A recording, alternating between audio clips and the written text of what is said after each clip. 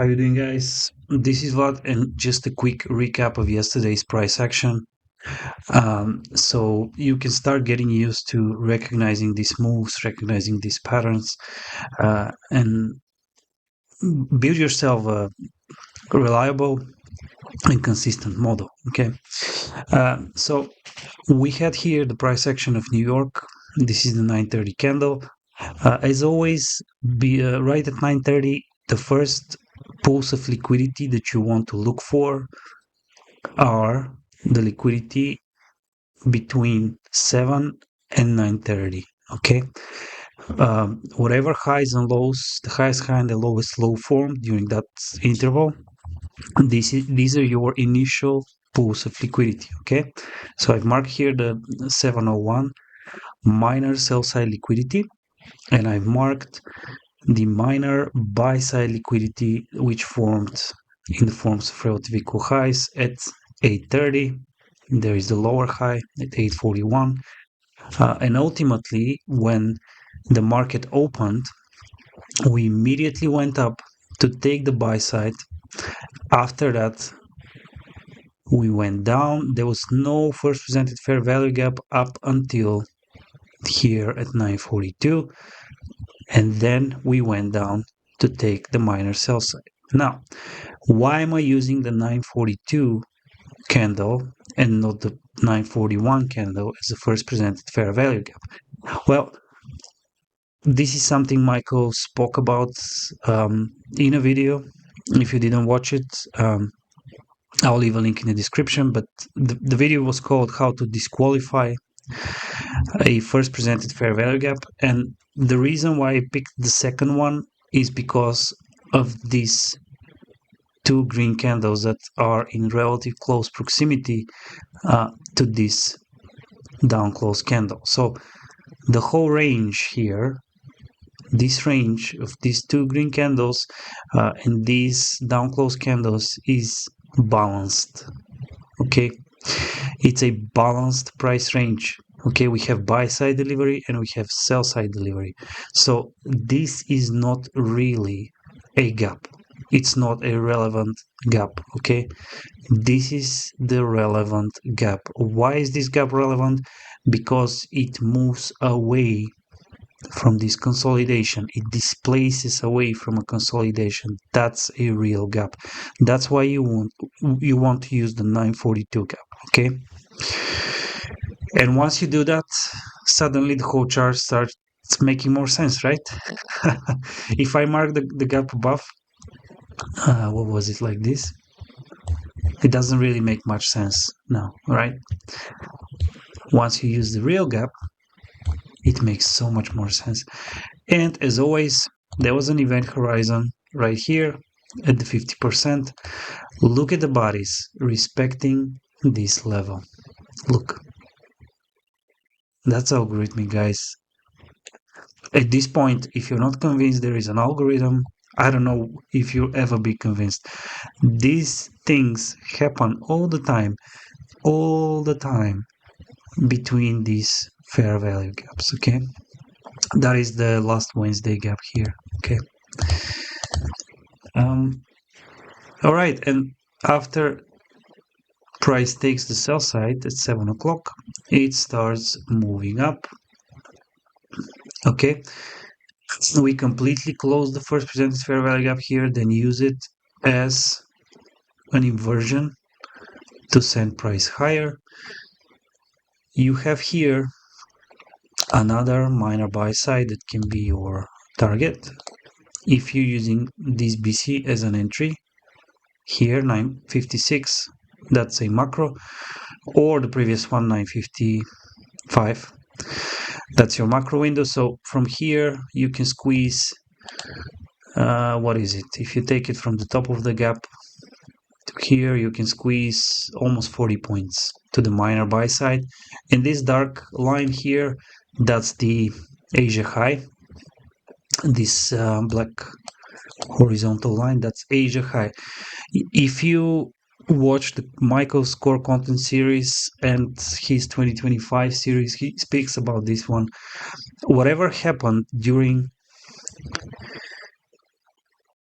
pre-hours, okay, during electronic hours. So during Asia and London, it's very likely that we'll see the same pools of liquidity being purged during New York as well. Okay, during London, we purged both Asia high and Asia low. I actually showed you my execution during London yesterday. If you didn't see it, it's in the video from yesterday. I can leave a link in the description. So we went from Asia high all the way to Asia low, purged that, and then consolidated within the range of Asia here. Okay, and then what happened is price ultimately went up to take Asia high one more time, then consolidated all the way until lunch, when it started to drop down to take Asia low, and ultimately the level that I mentioned in yesterday's video. It was, first of all, the liquidity at 7 o'clock from yesterday, and then it went down to the opening range gap of yesterday. Okay. All these things I did mention in the video from yesterday. And so this was a very neat setup with stop loss below this low. Okay, minus a tick or two. See, quick and easy to the target here. 40 points, 1.5 risk to return, or ultimately until Asia, 1.8 risk to return for like 46 or 50 points, depending on your positioning. If you position yourself lower, of course, you can squeeze more. But anyway, after we take Asia high, we consolidated here for a while. Okay, you can see the model that I was presenting also with first presented fair value gap, where we displace away from the first presented fair value gap, then return back to it here, displace one more time here, so that could be an entry. Macro time 11:05. See, this will be your entry, targeting this minor buy side liquidity. We just hit it.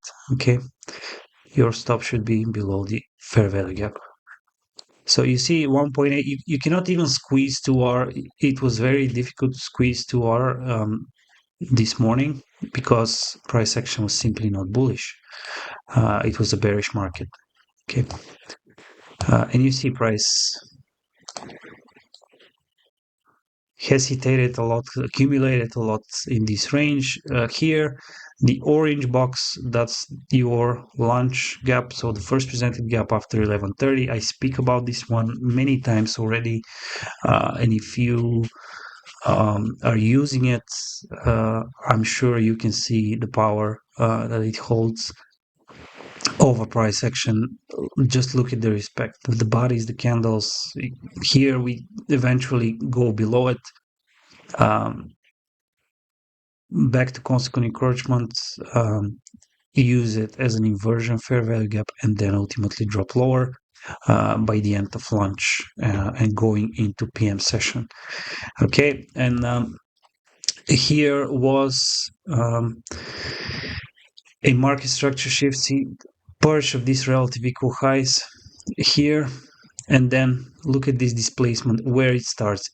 It starts from the relative equal highs. That's something that I spoke about a lot this recently.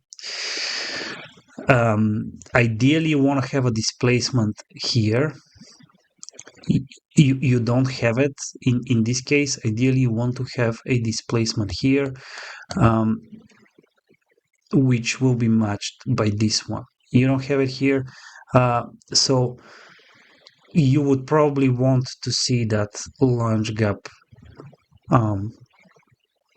traded through and then used as an inversion before you position yourself short, or for the more experienced traders, that would be your entry. So market structure shift here below this low, going back into this CB, So you have 3 consecutive CBs. You take the first one, but you have to allow for the second one to be weak too. Okay, there is a volume imbalance, however, here. So if I'm trading that one, I have to put my stop all the way above this order block. Okay, I wouldn't be so brave as to put it above here because of the volume imbalance.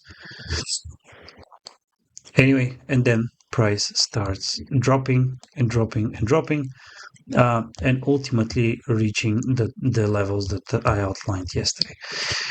Anyway, I just wanted to stress on drawing your first presented gaps correctly. Okay, so you can see event horizon one more time between these first presented fair value gaps.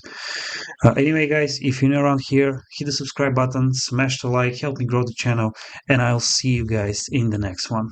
I'm out of here.